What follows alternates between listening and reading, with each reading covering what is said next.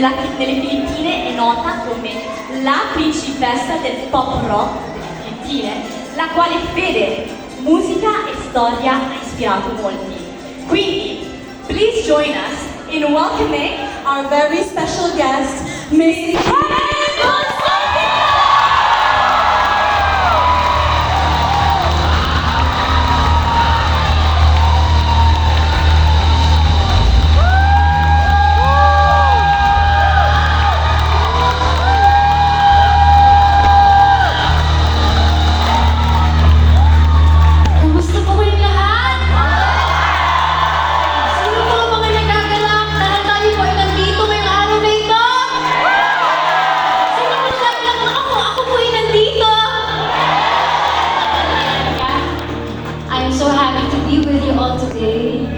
I'm going to sing some of my original songs to you, and later on I will worship with you. Are you ready? This song speaks about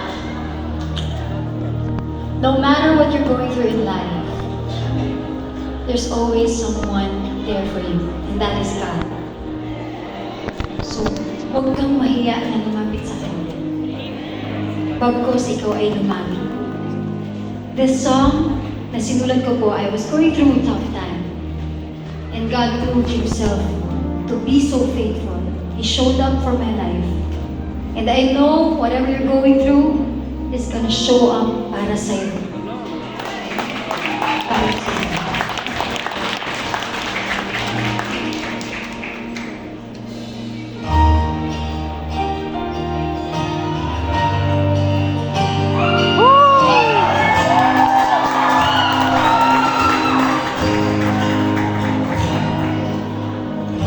Higit mata ng tatulong ng sagot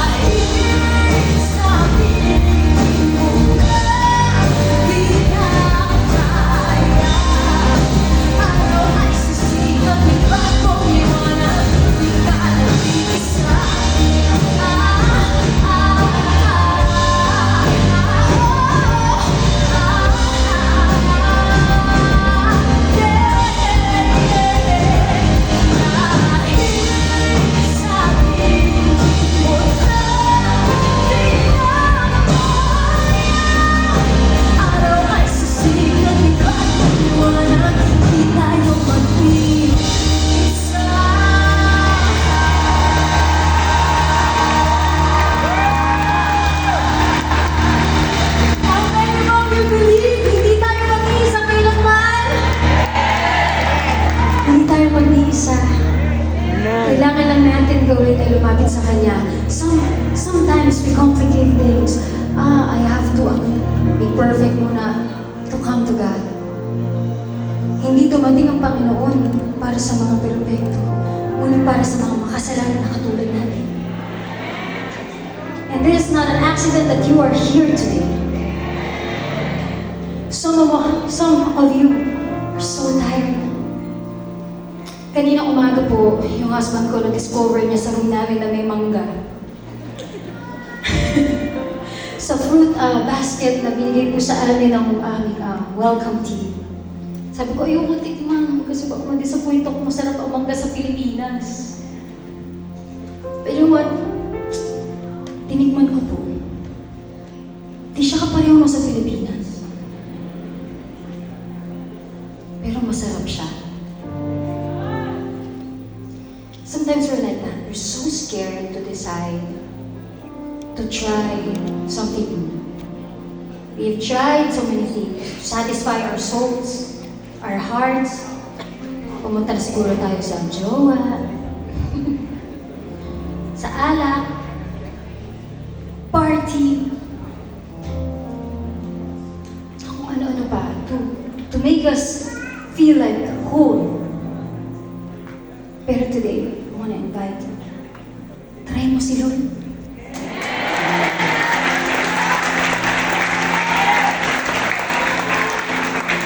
Hindi siya katulad ng all praise natin. Pero pambihira. Apakagaling niya.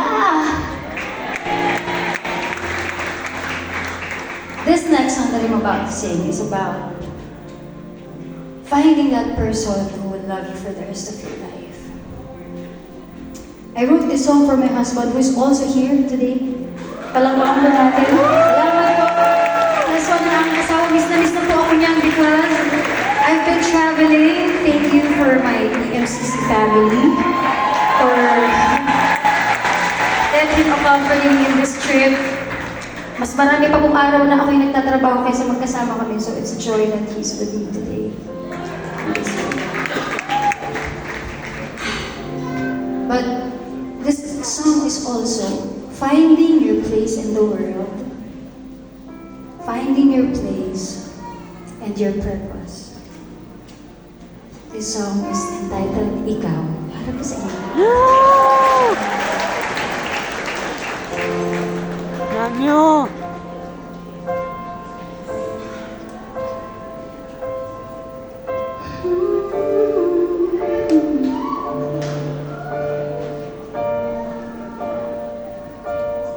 Sa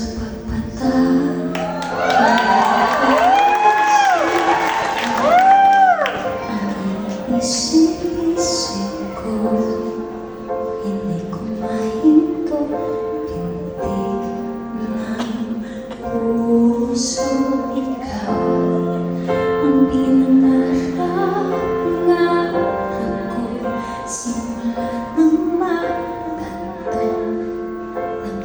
Araw iibig ang puso.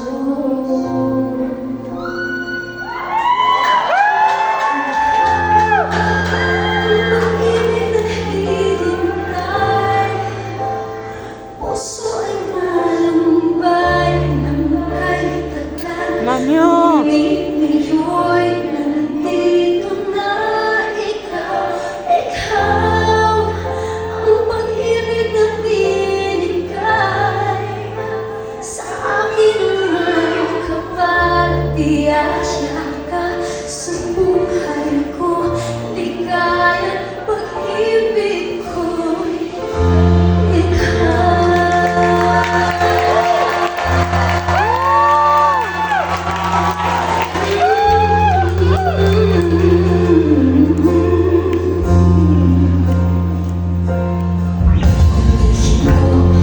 sa bawat oras na takbo ang pag-ikot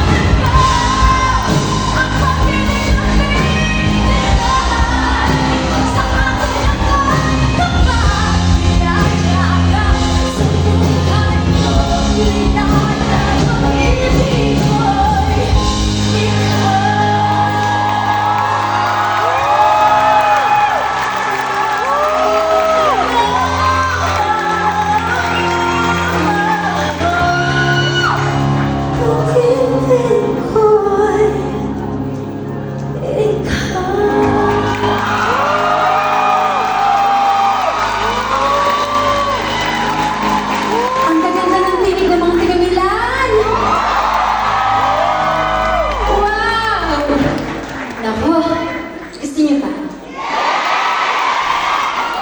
Ay, gusto ko pa! This next song speaks about being grateful. Naniniwala po ako na kapag pinosisyon mo ang puso mo para magpasalamat sa Diyos, lalong bubukas ang langit sa mga biyaya na nagpapasalamat. There are times that we worry so much. Lord, paano na yung ano? Paano na yung ganito? I have a testimony to tell that I told Apostle Jonathan a while ago. Last time when we went to Singapore, I told the congregation that before our flight, my sister got diagnosed with something. And it was cancer po sa uterus. Sabi ko doon, alam niyo po, nung nakita ko yung message po sa akin, hindi ako kinabahan. Hindi ako nag-alala. Dahil alam ko, God's got my back. Nakikita ka ngayon, oh. Ito na ang testimonya. Sinasabi ko sa inyo kung gaano magaling si Lord. Lord! Ay! Thank you, Lord! Oh! Hi! So we had a second opinion and it was really cancer. And then, binigyan na po kami ng quotation how much yung maging operation niya. Malaki po, pag cancer po pala, ganun no? Napakalaki po pala ng gastusin. So I said, God, you know what, wala eh, nag-provide ka na. Sabi ko, nag-provide ka na God, hindi ko na iniintindihan. Mas nalulungkot ako that she has to go through it, but I'm not worried. I know that God will see through. Ano po, after ilang days, nagulat ako may dumating na cheque sa bahay. It was not exact, pero sobra pa ng konti. Ano na, grabe ba? Sabi ko sa music manager ko, ate, can you check kung tungkol po saan ito kasi hindi ko alam kung saan yung galing cheque. But it was just, anong date niya po, 2022 pa. Anong page lang yun? 2025. Ibig sabihin, nilaan na yun ni Lord, 2022 pa lang. Nag-provide na siya. Akala niyo po tapos na? Eh, hindi pa! Grabe si Lord. Nagpa-check po ang ate ko sa isang hospital. Na-discovered na yung dad side niya. Dalang sister ko po ay kapatid ko with my mom. Yung dad side po niya ay may kamag-anak sa ospital na yun. And guess what? Binigyan po kami ng sobrang laking discount! Grabe si Lord! Sabi ko, God, kakaiba nga nag-provide ka na and you've given so much more. And these people, they don't know na ayaw ko naman kapatid ko na inilalathala that we're siblings eh. Because, you know, people come to them all the time expecting something and they're not very showbiz. So the hospital didn't know that she was my sister. So I know the favor that come from kapatid kasi niya yan eh. It was truly a miracle of God. I want you to believe in God. You're praying for something and position your heart already that He is a good, good Father and He is there for you.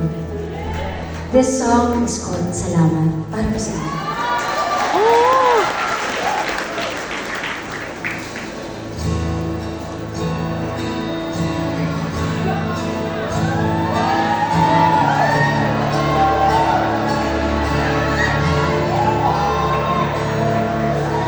Kung ito man ang huling awit, tingnan ang pilitin.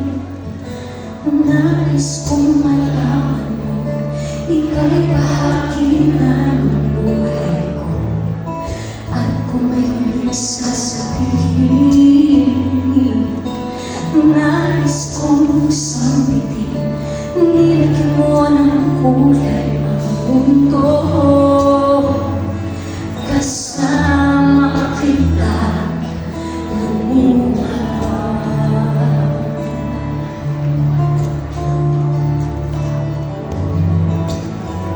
Dahil sa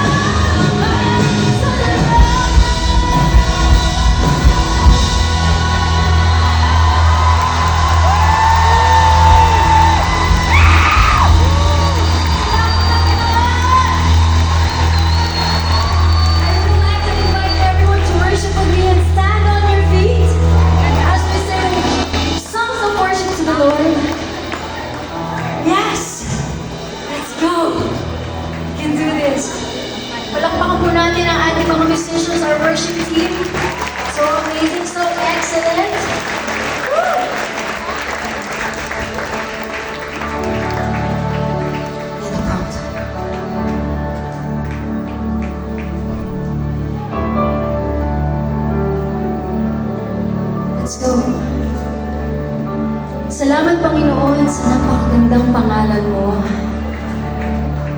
na maaari namin banggitin at maaari namin tawagin sa gitna ng aming mga problema.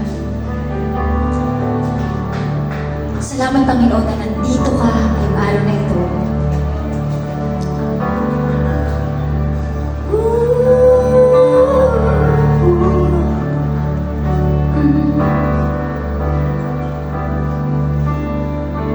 You are the one from the beginning, one with God the Lord Most High. You hid in glory in creation, now revealed in you are Christ. What a beautiful name it is! What a beautiful name it is! The name of Jesus Christ, my King. What a beautiful name it is!